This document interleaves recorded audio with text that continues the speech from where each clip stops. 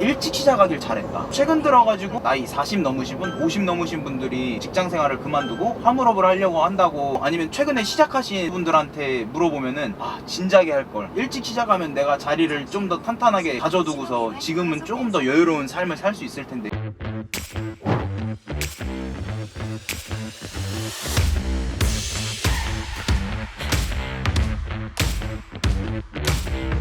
지금 배차받은 컨테이너를 상차를 하러 이동 중인데, 일반적인 경우에 이제 뭐 배차를 받으면은 사무실에 들어가서 내가 컨테이너를 상차를 해야 할 곳 접수를 하고 장비기사님한테 가서 뭐 상차증을 드리고 그런 식으로 번거로운 과정이 좀 있는데, 저 같은 경우에는 이제 여기가 저희 야드거든요. 미리 지정이 돼 있는 컨테이너를 이거 실어달라고만 하면 끝나기 때문에 굉장히 간단한 일이죠. 그럼 현재 하고 계신 일에 대해서 저는 경기도에서 부산으로 컨테이너, 수출입 컨테이너를 이제 장거리 운송을 하는 일을 하고 있어요.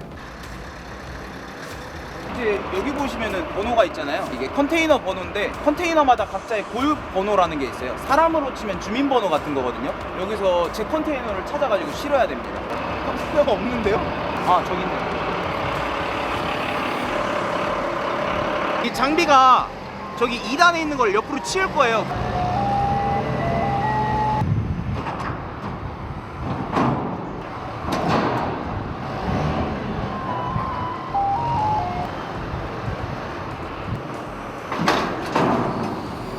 지금 컨테이너를 상차를 했는데 데미지가 있는지, 그러니까 이상이 있는지 없는지를 확인을 하고, 그리고 결박 작업을 하는 거죠.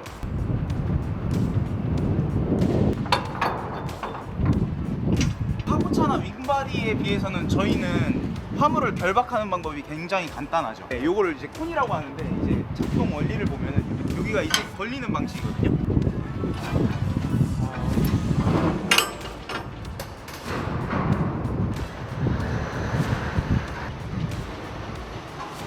지금은 어떤 이제 운송사에다가 이 사진 찍어가지고 컨테이너 사진을 전송을 해줄 거예요. 내가 이런 컨테이너를 실었다.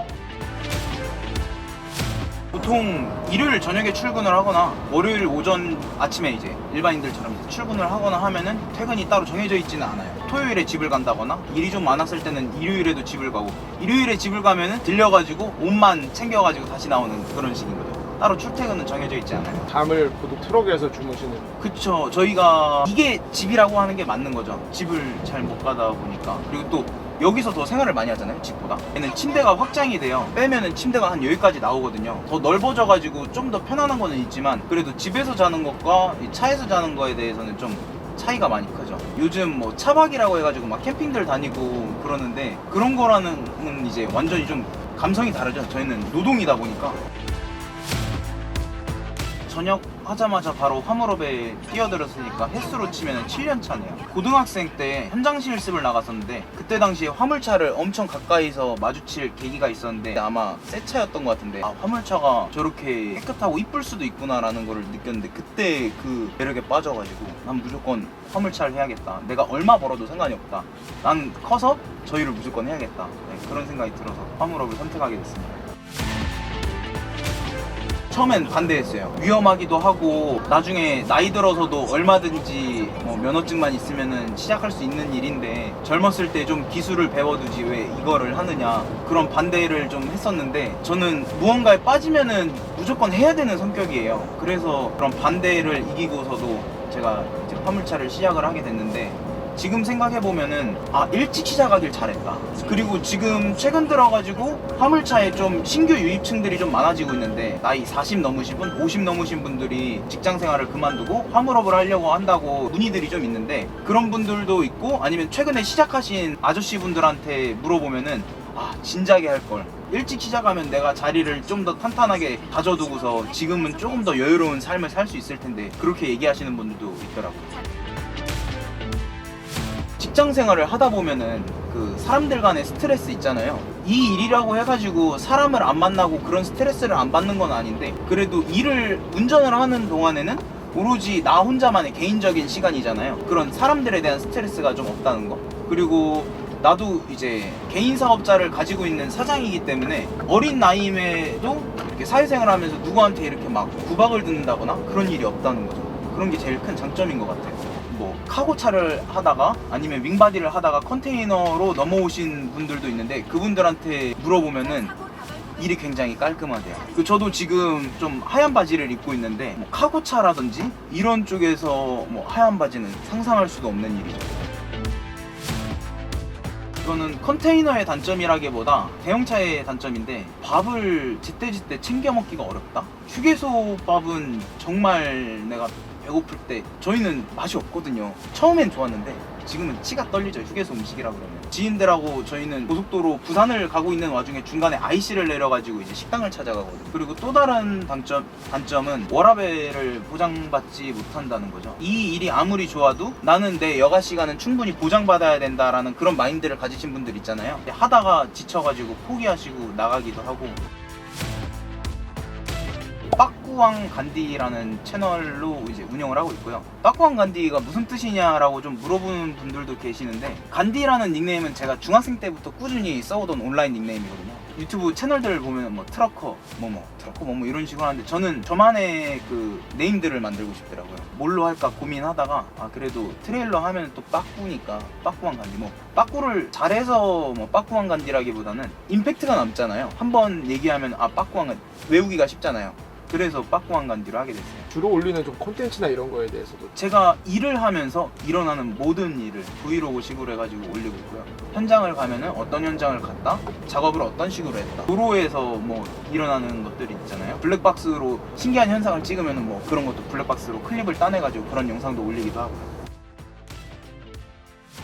처음에 제가 유튜브에 영상을 올렸었던 게 그냥 화물차 세차하는 거로 올렸었는데, 그게 반응이 생각보다 좋더라고요. 댓글도 많이 달리고. 거기에서 흥미를 느끼고 유튜브를 이제 본격적으로 시작을 하게 됐죠. 제가 뭐 유튜브를 해야겠다라고 해서 이제 영상을 올렸던 건 아니고요. 처음에 그냥 호기심에 한번 올려봤었어요. 기억에 남는 댓글이나 이런 것들도 있을까요? 있어요. 운전 존나 못하네. 그 사람이 현업에 종사를 해가지고 저한테 정말 못해서 그런 얘기를 하는 건지는 모르겠는데, 나름대로 스무스하게 잘 들어갔거든요. 그 댓글의 영상을 보면은 제가 영상들 중에 그렇게 못 들어가는 현장은 없었어요. 제가 들어가면서 길 좁다고 투덜투덜 대기는 해도, 그거는 제가 정말 운전을 못해서 운전이 어려워서가 아니라 유튜브를 하다 보니까 어쨌든 좀 표현의 과장인 거죠.